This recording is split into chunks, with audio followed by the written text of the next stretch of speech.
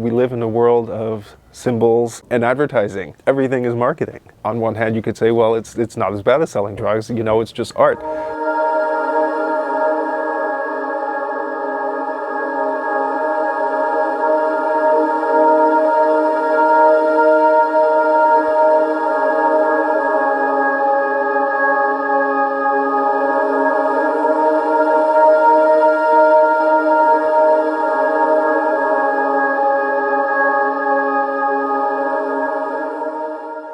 Hi, my name is Paul Nitsche. I am an American citizen born in New York City.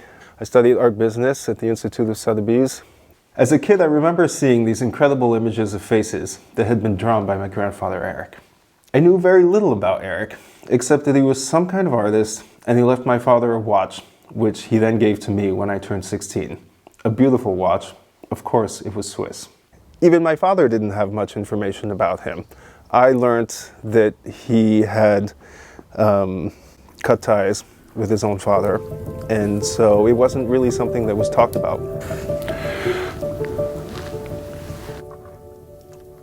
He left an incredible legacy of artistic value, but wrapped in mystery.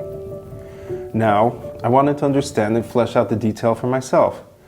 Others who know and love Erik's art have encouraged me to share this story with the world.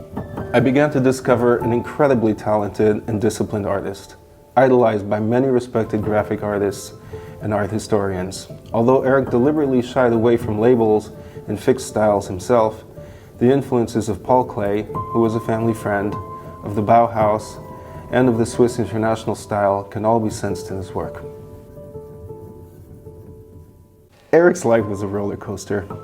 Leaving Europe as the Nazis took over Germany and then Europe, finding company in Hollywood with a community of German expats including Marlene Dietrich and Billy Wilder, moving to New York and working as an ad man with legendary art directors on amazing accounts like Town & Country, Harper's Bazaar, and the New York subway.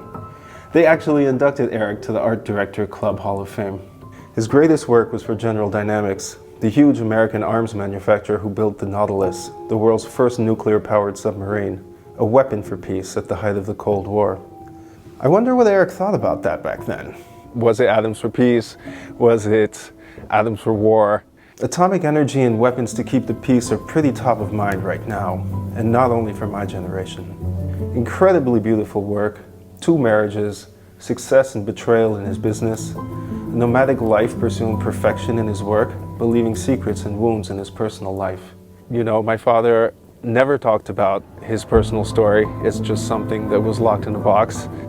I want answers for myself and for my family, and to figure out how come Erik is so highly praised, but so little known. This is my journey to find those answers and to fix Erik's rightful place at the high table of 20th century cultural history. For me, it's just a beautiful reason and opportunity to follow the thread, going backwards in time and understanding a little bit more about, where we are and where we're going.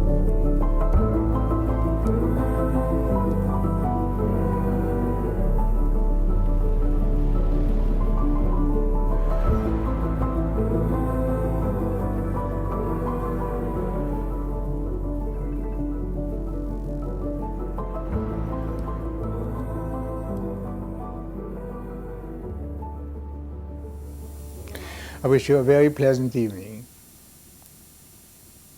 Goodbye. Great.